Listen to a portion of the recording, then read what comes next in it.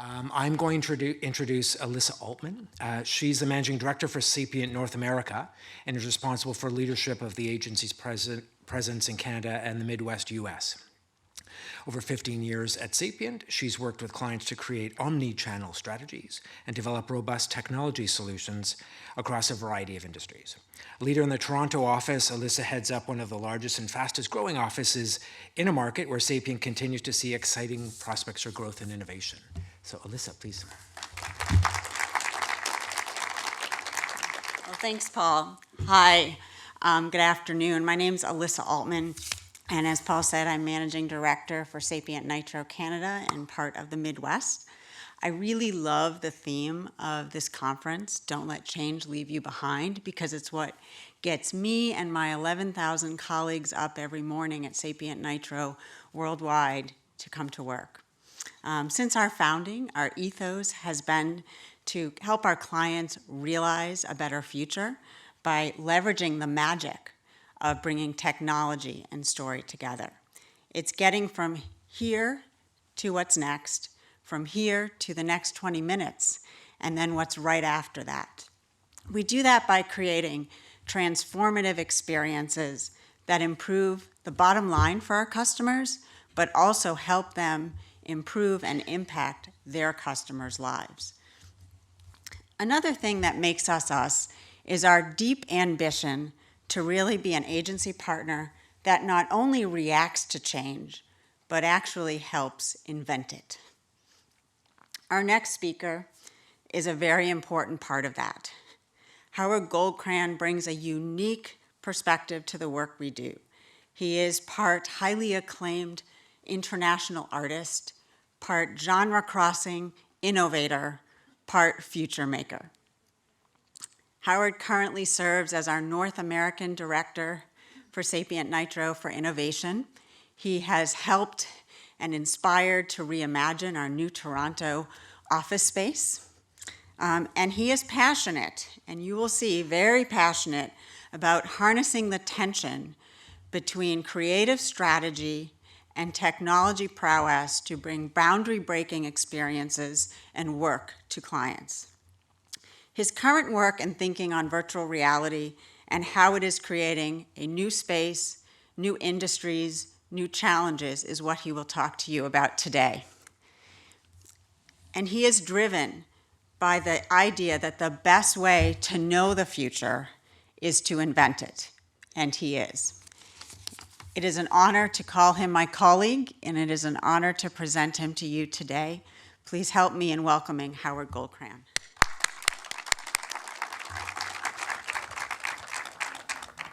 Wow, you're awesome, Alyssa, thank you.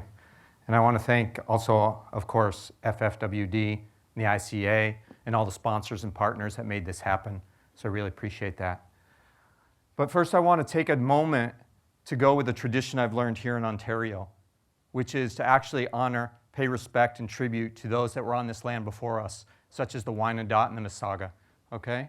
So we're here and we thank them, and I want to honor you all for spending the time with me this afternoon. Let's see if we can get through all the material, and we'll see what we can do so that we can have some time at the end. So thank you very much. And then the last order, besides that, maglev bonsais taking over the internet. I'm in love with this right now, partly because of what Alyssa mentioned, which is magic, and we're going to talk about that magic today, right? So this is a Kickstarter project coming out of Japan, absolutely amazing. But I want to talk about a quick order of business that tomorrow lunch, Monsieur Maurice Levy, the venerable CEO of Publicis Group, will be giving a talk, and I highly recommend it.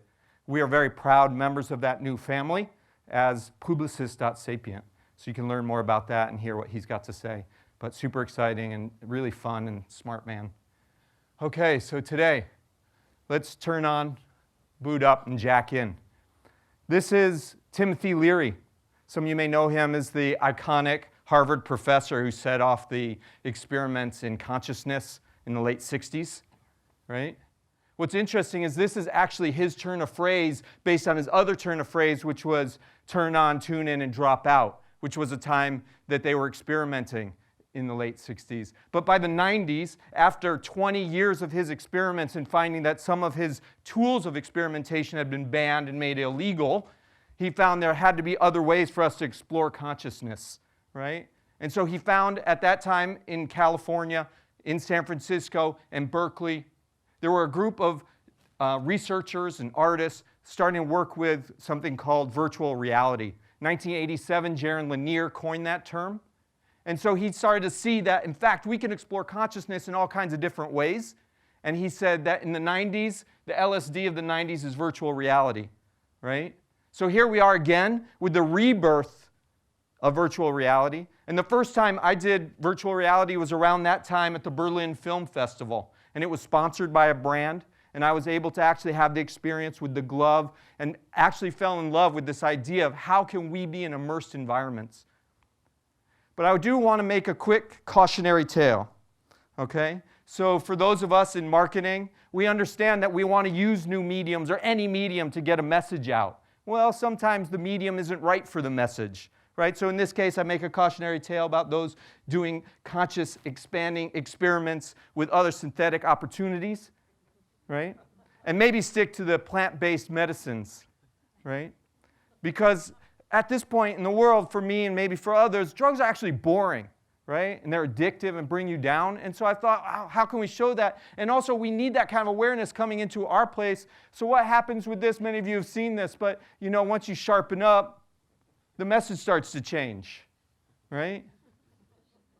But today I want to talk about, actually, we are flying on the wings of shaman through time about virtual reality. If you think about it, perhaps language itself is a virtual reality, right? It's something that each culture comes up with as a way of a consensual expression of the hallucination of now, right? And that's what we're doing, and sometimes slang comes in there and text is changing again. We are finding different ways to express ourselves and understand how to make sense of this reality.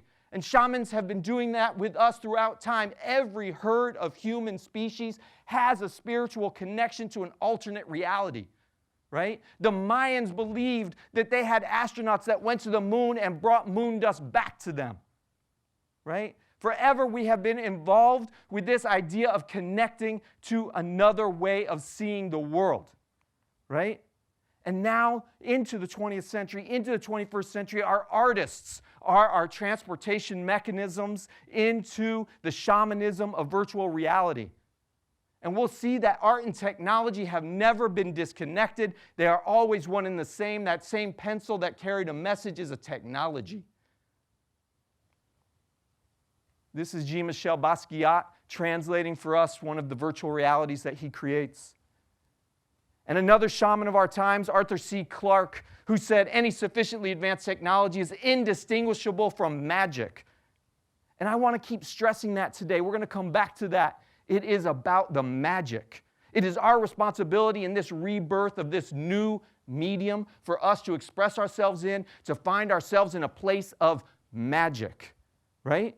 What happened with the internet, and some of you have heard me speak before, that we have not yet even begun to use what the internet has to offer in the same way that we still undercapacitize our brains. We are only using a small percentage of the opportunity. But what we've done is taken old media opportunity and brought it inside of the web, creating things about 20th century publishing that we no longer need. And now we need to move forward into 20th century tomes, right? This is a local shaman.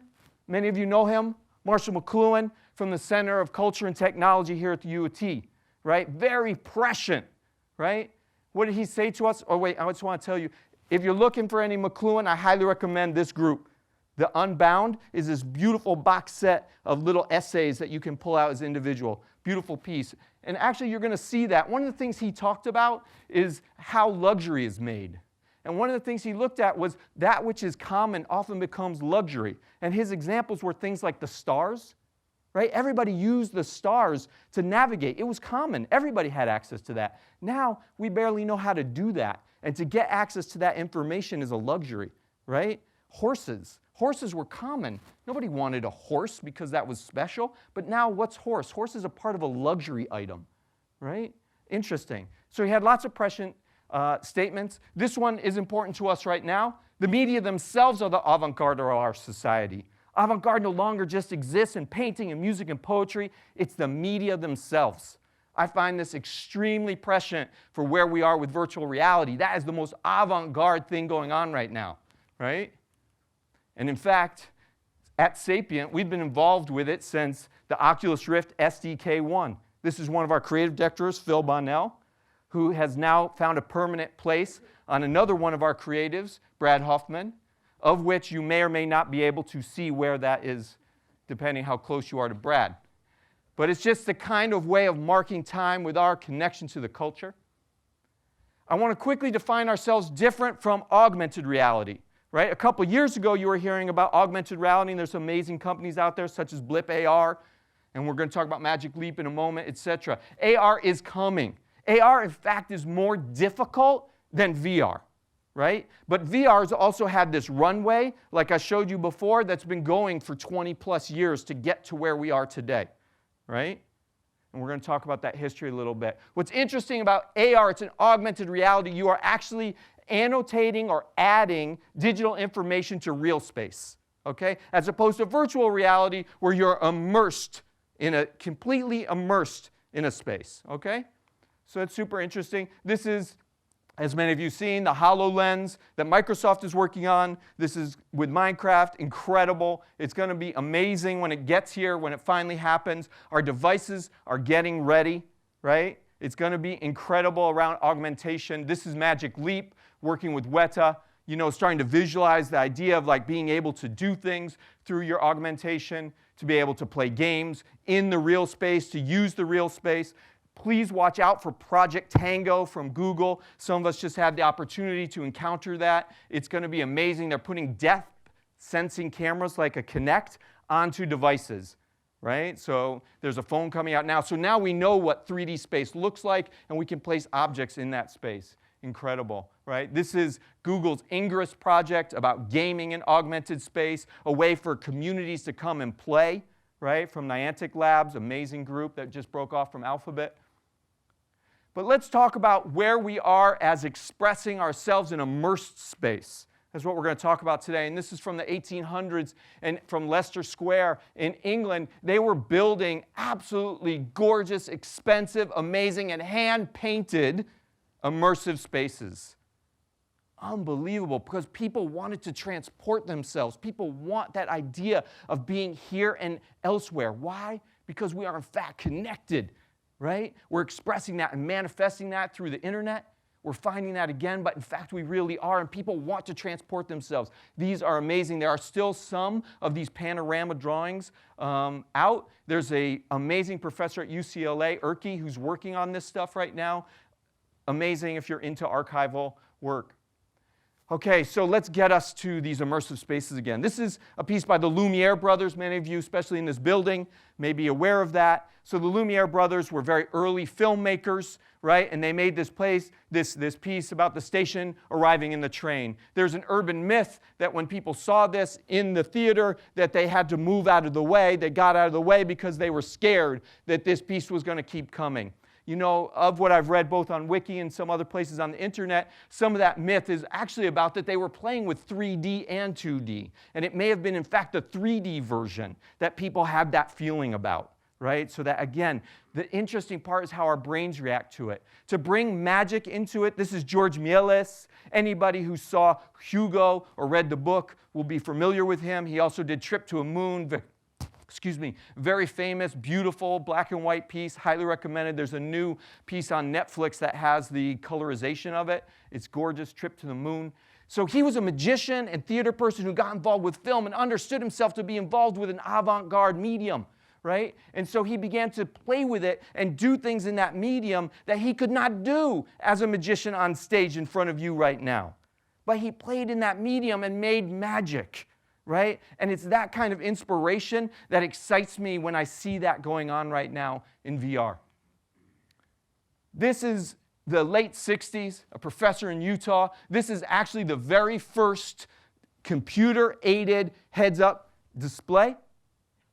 It was called the Sword of Damocles, right? And what's interesting about that, the Sword of Damocles is a story between this cat Damocles and this wealthy cat Dionysus, right? And Dionysus had everything. And Damocles was like, bro, you got it all, right? And finally, Dionysus, after all of this stuff, said, okay, brother, you take it.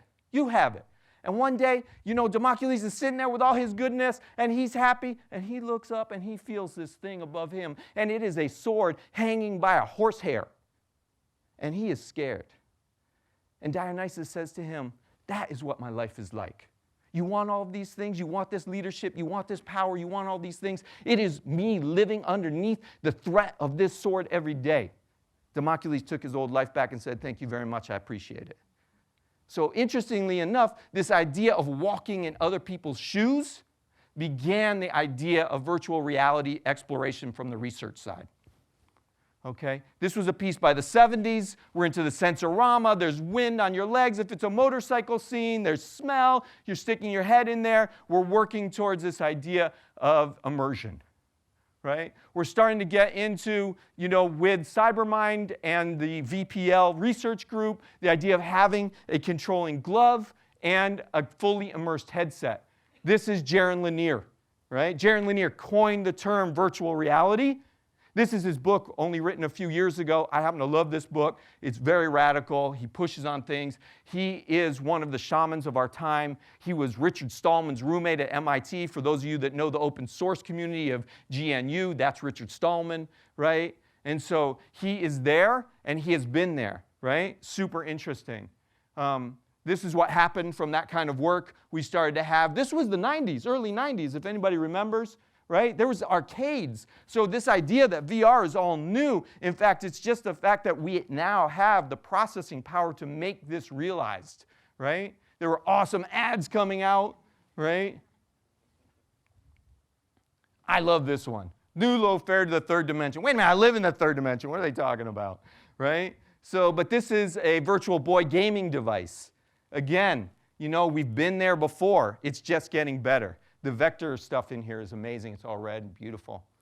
These were early SDK 1s, and people started to say, hey, how are we going to locate ourselves in space? So even back then in the early 90s, people had a glove to interact with the space. We're just getting there again. Some of you have seen with Oculus, with Vive, that we're starting to have controllers, right? Because what's the interface? Those of you that are interface designers, it's a whole new world. I beckon you, go, make it up. Right? Because it doesn't exist yet. I do not want to see menus that look like pieces of paper floating in space, right? It's unnecessary. We can make new ways to do things. Here was the idea of how do I locate it? Because when I walk, when I'm wearing my VR headset, I don't move. When I do this, I move around, right?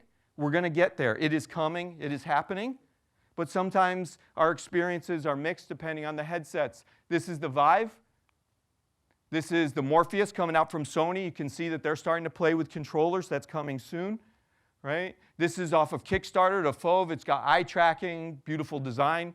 More and more things are coming, right? Here's one of my favorites right now. ViewMaster is putting out, they have one. It's basically on the same level as the Google Cardboard, right? It's just a cooler sort of hard case, cool for kids. Actually, the discs is what they do. They're kind of an AR piece. The app reads them, and then you go into this experience. You can do other VR experiences. Obviously, it's your phone that's in there. But if you're using the ViewMaster app, you can connect to these discs, right? And then you can have an experience of, in this case, the planets or whatever. But super cool. For those of you that don't know, this is the Google Cardboard. Amazing story. Right? This started out of the Paris Cultural Institute with David Cause and his team. And it was during their 20% time.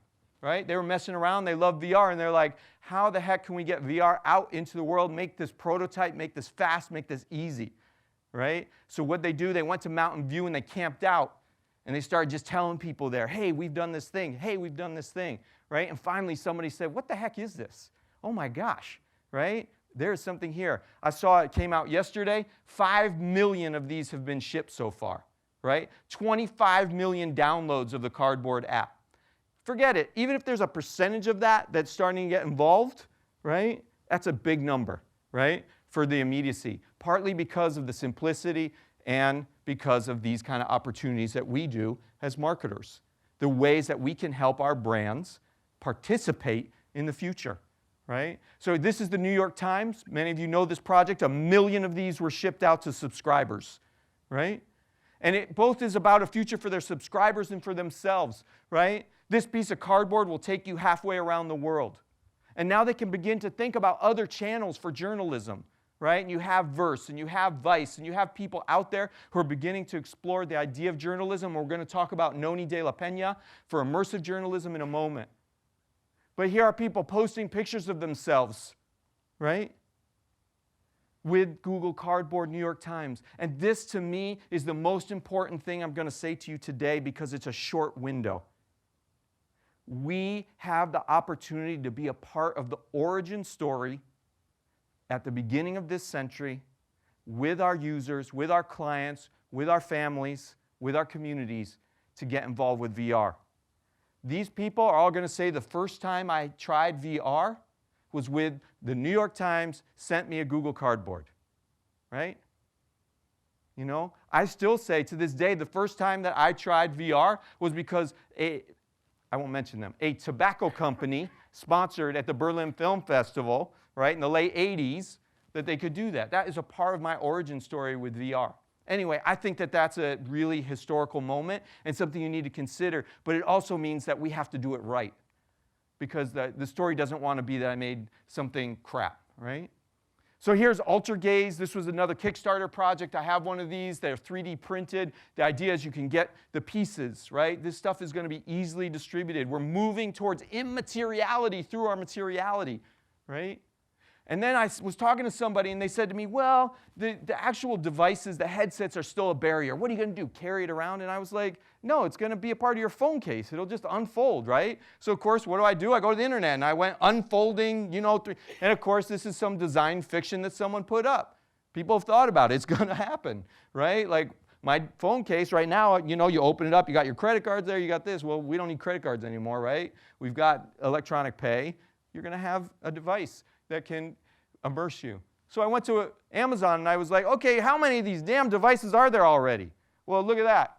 This is now, there's almost 1,600 devices. Okay, there's repetition on there, there's Google Cardboard on there, whatever. Still, you're talking like the order of 1,000 devices available already on Amazon, right? There is a real market here that's coming, right? I believe one day that you'll be able to pick that up as like an impulse buy on your way out of Bed Bath, right? You know, oh, forgot, right? So this is also the dystopian view, you know, of what's going to happen. And will it happen? Sure, why not, right? All the bad shit happens. Do I want to focus on that? No. Why? Because we need to educate, we need to participate, and model the success we're looking for. But that's kind of what dinner's like for most people now anyway. But artists, let's get back to those shamans of our times. They're already reimagining. What can these things be? How fabulous can this be? I mean, these can be exceptional pieces, and really say to myself, I'm going into this space. Why do I have to put this ugly thing on my face? And, you know, it's horrible right now, right? This is a beautiful piece by an amazing group called Marshmallow Laser Feast. Anybody who's down with Creators Project, you'll know them. This piece was done in the woods in England, and is what you saw in the virtual piece inside was from the perspective of different animals that live there. So you were in the space, and this idea of immersion, the idea of being connected to the fourth dimension is also a growing thing that we'll talk about. Meaning you're in the woods, but you're having a virtual experience. Why? Well, they wanted to actually have you set the scene and be a part of that. We're seeing some of this futuristic design in camera design also. This is the Litro. Absolutely gorgeous. And anybody who knows about the Litro, they had released a camera a few years ago. They're dealing with vectors of light. There is no focal length with Litro cameras. It is a digital intake of all the light information in a space. This camera comes with its own server, right? That's deep, right? Because all of the information around you, it's gathering, and you can choose where in that vector path of the light you want to have a focal length. Amazing, right? Absolutely beautiful. This is the Ozo from Nokia, OZO. They are a partner of ours. We helped launch this and launch their site with this. It's a beautiful, exceptional camera. We're super excited to be working with it. It does 360 sound, 360 video. It's a high-end piece. And what I love about it is that all of the cameras are actually live monitored out.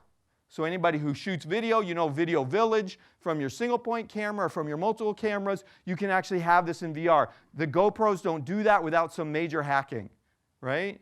So for the GoPro setup, this is a local. Again, I want to shout out the local. This was an amazing local project from BubbleCam, right? Again, they also will kick out a live feed from the lenses. Amazing, right? I know they're still working through their product. This is what we've shot with also, which is the GoPro setup, right? Again, you got to shoot, and then you don't know. So it's funny, right? You know, you're in this high-tech world, but you don't know what you're shooting, kind of like old film, right? You know, but amazing. So I just want to stop here and put this up, because it's super important about what we're talking about, because it's okay to shoot with anything, right? It's the wizard, not the wand. It's what you do with things, not what you do it with. Thank you. Okay, so there's lots of discussion going on online, right? And a lot of this discussion focused around magic. This is my girl, Monica Bielski. She's a part of a crew called allfutureeverything.com. And here she is talking at somebody who's been making some VR, you know, investigating a lot of VR. I'm just venting my frustration with the state of VR today in general. There is and there will be a place for first-person shooters, but I'm sad that so much more effort by too many very talented people today is going towards building stuff that's about destroying virtual monsters rather than creating virtual worlds. I think VR should be more about inspiring than terrifying. Enough nightmares in the real world. I want more magic. Yes, hell yes, right? So here's some magic that's happening, right? Dr. Redmond Burke here and his team had a problem. A young infant had a heart issue. She was born with half a heart and one lung, and they had to do surgery. And the MRIs were a little confusing. They were trying to figure out where to come in because in such a small body where all the organs were placed, right? So the MRI, anybody who's had one or family members, they have a 3D image of their insides. Amazing, which translates very well to immersive space, right? So they took the picture of the heart and they actually made a 3D composite that they could look at, and they were able to look at the angles to understand how they wanted to attack this surgery, right? Amazing. And so far, young Tegan is alive. This is not she, this is another girl, but the same group with a printing of her heart that they had done, which I just think is so beautiful, right, after that moment. But it's amazing how we're starting to use these new technologies, avant-garde technologies, for such magical things. There's other people out there. Again, this is, Verse, which is Chris Milk's group that's doing amazing journalism stuff. They have a group of directors. Aaron Koblen, formerly of Google Labs, is also a part of that group as the CTO. They did a beautiful piece with Toms. So the idea is when you think about Toms and you think about a product that's about consciousness, and I want you to connect with the end results of what we're doing, and their product is 1 for 1, right? So that they give for every pair that is purchased. But with Toms, they don't just drop them off at a charity center where people can go pick it up. They actually put a pair of shoes on every person that they're giving to. And they wanted to share that experience with people, and they were able to, again, like the panorama, they were able to transport you to that experience. That experience is on the Verse app, and I think is available also for cardboard and the gear. It is in their flagship stores so that you can also have this experience, because they can't take everyone. Though they have been doing, I noticed they're doing a program where they have kind of a golden ticket program for fans who want to go on these giving trips.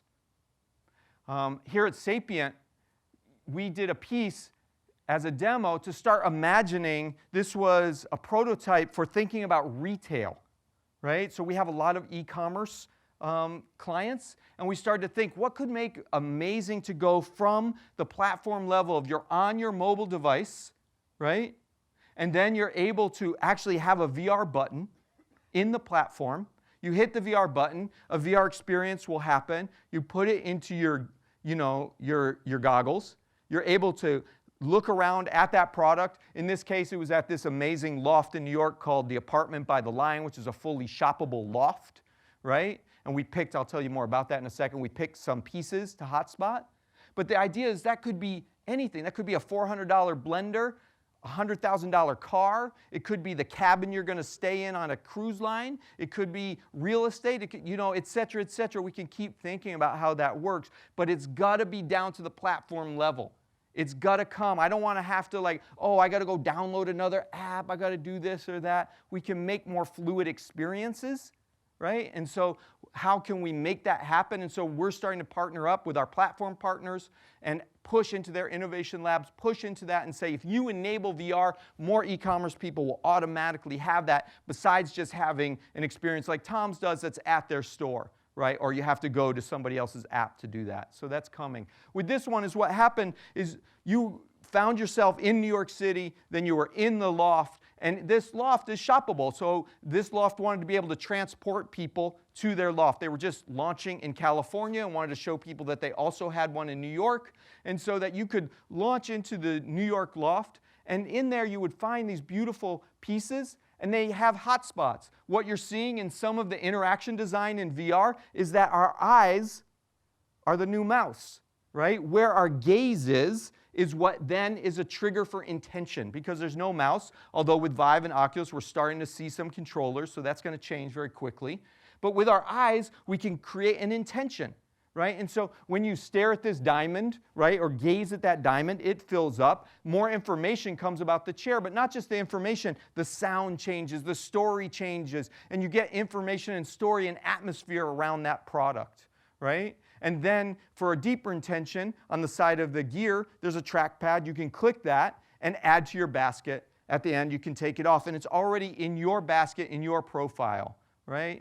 And that's just a demo thinking about things, prototyping things, so that we're ready for when clients start asking for that. We've actually started to explore that. Again, we're seeing a ton of this. This is an amazing piece that you two just did, where people were able to get back into their bus backstage, and what they did is went to the fans and did a sing-along with the fans. Right? And you're going to see a ton of amazing stuff happen in music. Right? And I think, what is the future of your playlist? Right? Just thinking about that, the future of what it means to share sound, to be co-present with other people with sound, that is going to change, right? The idea of, if you're a programmer for generative programming, the idea of what is that going to be when I have 360 around me? Would I just be watching a music video that's in front of me? That doesn't seem, we do that very well on big screens in our houses or on our phones, right? So just thinking about that a little bit. This is a piece by, I mentioned before, Noni de la Peña. Right? She's an amazing, immersive journalist. Quick little side note story, Palmer Luckey was her intern, right? So those of you who know, Palmer Luckey is the guy who started the Kickstarter for Oculus, who's now at Facebook, right? But so she's been in this for a minute, and she's been making these ideas of being located. Remember, we talked about being located in space. And what she's doing is recreating events, right? And trying to have you co-participate in those events to create empathy, right? Chris Milk, and then we'll talk about VR being an empathy machine, what it does for journalism when you're sitting across from a refugee, and it's not just flat, but you're hearing their story in the space that they're in, right? For her, she takes it even deeper, because that's passive, right? How do I make an interactive space where you can actually begin to, participate? What would you do? This is a kind of like fake cell phone that's tracked. So you could pull out your cell phone. If you want to call 911, you can do that, right? At what point do you participate, right? So she's really starting to study what it means to actually experience a space. And for her, she calls it immersive journalism. And she's out at USC also. And then there's fun stuff going on. Right? You know, there's really silly, fun stuff, amazing. This piece was shown as part of a VR festival some of you may have come to here. It came through Toronto, called Kaleidoscope Festival. But it's just silly and fun. And I absolutely think that that's important and needed. And then there's brands, you know, that are more and more getting into it. Right? So this is Patron. Right? And so they have that bee that's on their bottle, the bee, and so the creative directors visualized, how do we tell their story? We're going to tell it from the idea of a bee. So here is a 360 camera on a drone, and it goes through the whole experience, and you fly by the whole thing, but you're from the bee. And what I love about that is we should do things that are exceptional in VR, right? Things that we can't do in 2D. things that make it a different channel, right? Here is a piece that was done for Wimbledon. It turns out at Wimbledon, they use hawks and birds of prey to help clear out the area of other birds during the championship. This was a piece by Stella Artois that told the story of Rufus, one of the birds. And you're starting to see, this is actually a bite off another piece I'll show called Birdie, right? Which is starting to use this idea of you're on an articulated space. There's wind coming at you. We're back to Sensorama, right? You're going to see that. You're going to see VR arcades. What are they called? Dave and Buster's or whatever that adult arcade. They already have like a first-person shooter type, VR experience in there. But we're seeing that. This is Birdie. That was at Sundance last year, and some of you may have seen it South by Southwest last year. Amazing, amazing event. Jaunt, right? Big company, both in making hardware now and in directors and production. Went with North Face to bring you places to the great outdoors. What I love is also the way we're starting to have, both with Patron and the Bee, and how are we shooting these things? There's a whole nother way. For those of you that are directors or thinking about this in a actually creative output, it's very different from filmmakers. I totally disagree that it's a natural element. Anybody who says to you, oh, I'm a filmmaker, I can do VR, I'm not sure. There will be filmmakers who are very good at VR. My friend Lucy Walker is working with Verse, has a piece at Sundance right now about the history of Cuban dance, right? A beautiful piece. She's a documentary filmmaker. It worked very well. Some filmmakers who think about narrative are going to have problems in VR. New directors, you are going to actually make new ways for us to understand narrative. Why? Because in VR, I can't conduct your flow. When I'm watching something in this beautiful Mecca and I watch a film, there are edges, and the director has conducted my flow. If there's a gunshot off screen, it was purposely done that way, right? But in VR, I might just be looking, quote, the wrong place. There is no wrong place. I have to build atmospheres and ambience and ways for you to experience pieces that are independent of what I'm trying to tell you, right? And so we have to work together to understand what that participation model is going to look like, right? This is Marriott. You can actually get a gear delivered to your room in some of the Marriotts. Some of the airlines are starting to do that now. And then they did like a pop-up experiential piece that was about transporting you to some of their other properties around the world. This was an amazing piece done a few years ago now, but I still love it. It was done on maybe even SDK1, yeah, from Oculus. No, it's 2. And it was done for Game of Thrones. And you're on the wall, and it's absolutely, I mean, it's like being at an amusement park ride, right? So extremely emotive, extremely like intense. You see someone holding on, to this piece, but they're inside. And there's people, psychologists right now, looking at, do our brains know the difference? Right? This is the reality we know. Well, if I put something else totally immersed in front of it, why does my brain think it's fake or not? Yes, there's certain things that we understand that because of our history, but there are deep questions about both for education, right? How we can teach things, new neuroplasticity into play, right? So I want to kind of wrap things up so that we have time for questions, but coming back to McLuhan, this may or may not be a true statement, but something that I think that I would like to honor, which is, ads represent the main channel of intellectual and artistic effort in the modern world. And I think by showing some of the stuff I just showed and by what you all have been involved with, we begin to understand that. Yes, we can see how ads are, disruptive and sometimes really pollution in our space. But it can also be a way to talk to a mass population with very particular and interesting perspectives. And that's an honor to be able to do that. Finally, this beautiful piece I want to leave you with. People will forget what you said. People will forget what you did. But people will never forget how you made them feel. And I think that is the key to our magic in VR, is understanding that it's about emotion, coming back to the feeling, coming back to how people will react. So I just love Maya Angelou, and I love that quote. And finally, I'll leave you with my partners in LA called Weaver, WEVR.com, amazing makers. And this is their tagline now, make brave VR. And I leave you with that. Please make brave VR. And like Homer Simpson, they wrote up here, I will not make any boring VR. I will not make any boring VR. I love them. They're so fun. So I'm Howard Goldkrand. thank you very much, and I'm open to taking any responses, comments, or otherwise questions. Well done. How fun.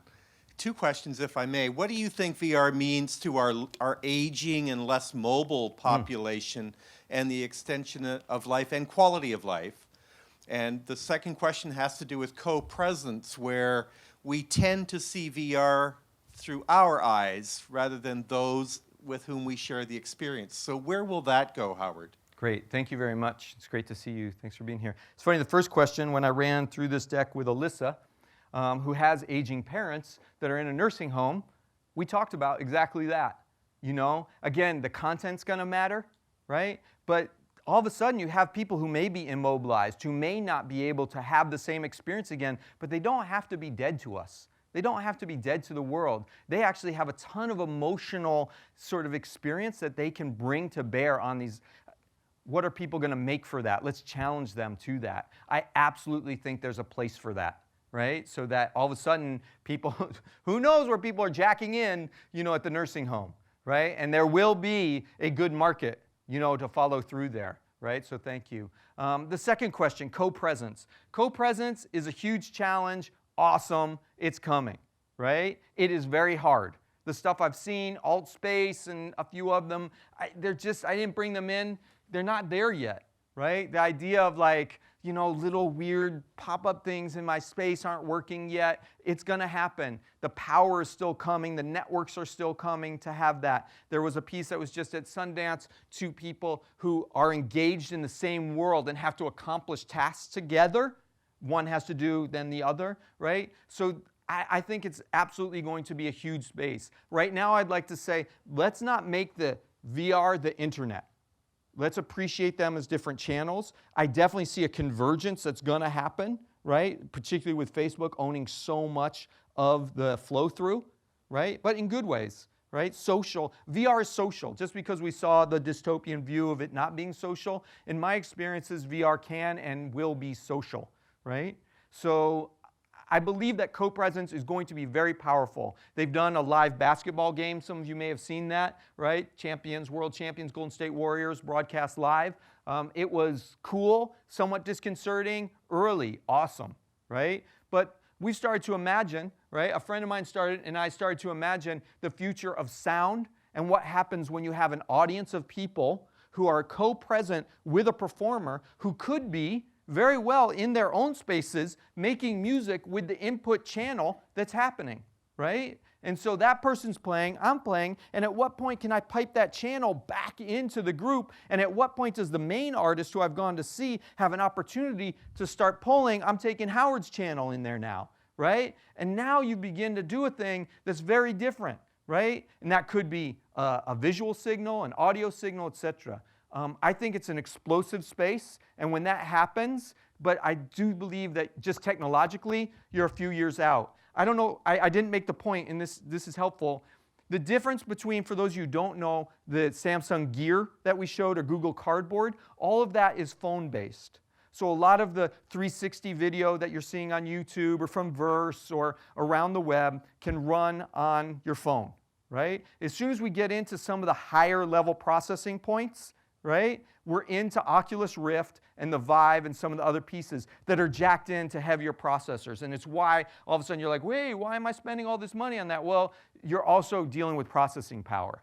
And again, we know what that looks like, right? We know what logarithmically how that's going to come down, right? Why we're still paying $1,000 for our phones is just because we do. We don't have to.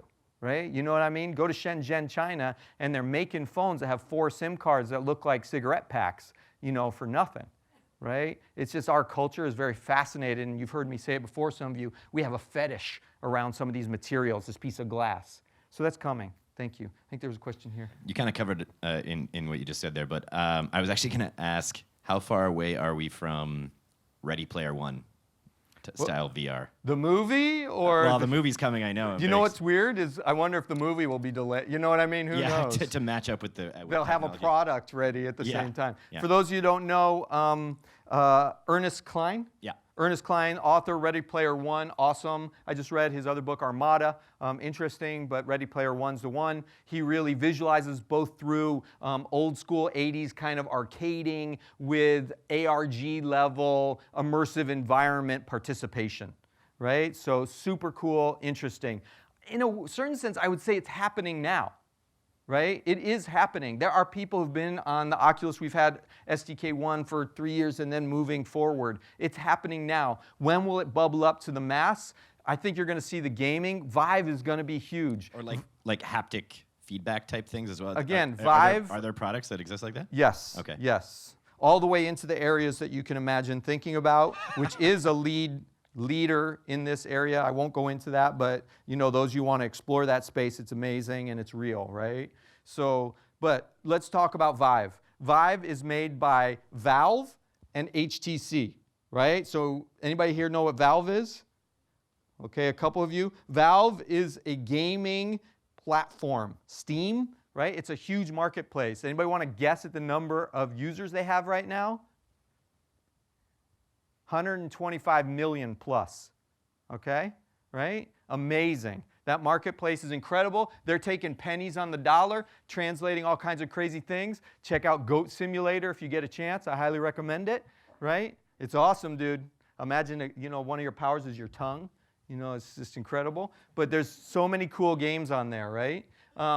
They have 125 million users. They're about to put out the Vive. It will be a more expensive unit. There's going to be a unit that exists now for tracking, meaning I can be in a space that has location, and so I can move around. So in a way, I'm going to say to you, it's here in the Gibsonian way of in mixed proportions, right?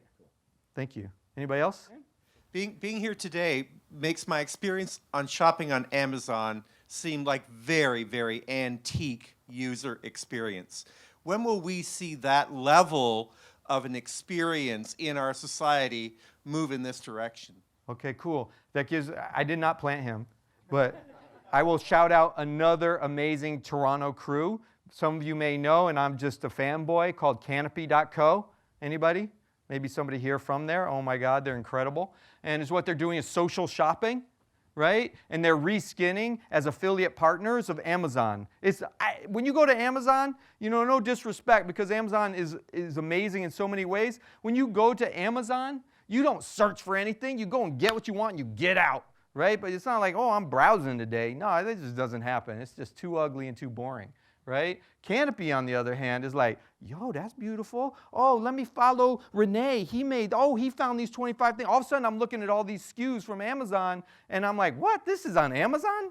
Right? And it's very designy, very beautiful. So on that level, I'm going to say that exists now. We don't need to do that in the web. I mean, in VR. What will happen in Amazon for shopping? I don't know. Will it be because somebody makes a whole, you know, environment that's shoppable, that's through a store? I don't know. That vision is coming. It's not easy, right? Because there's lots of programming to do for me to understand your intention and bounce it out. But there's so many smart people. The internet just kills me every day. Maglev Banzai. That's all I got to say. Right? You know, amazing. So it's coming, but I don't need that. Searching, all of that stuff on the web works amazing right now. Again, there's going to be a convergence that happens. Until that convergence time, I want to throw my head off and I want to catch it again. Right? So let's do that. Anybody got anything? How many of you have done VR, had a VR experience? Awesome. Okay. So anything else? Yeah, all right. Sorry, brother. Hello. I got a comment as well. I know half of the audience here is advertising and half of them are clients. Just like Howard said, make brave VR, be brave clients. Yes, we need that. It will make the difference. It is making the difference. Thank you. I think we'll end it on that. I'll be hanging out for a little bit. Thank you all again. I honor you for your time. Thank you for being here, and thank you, Fast Forward.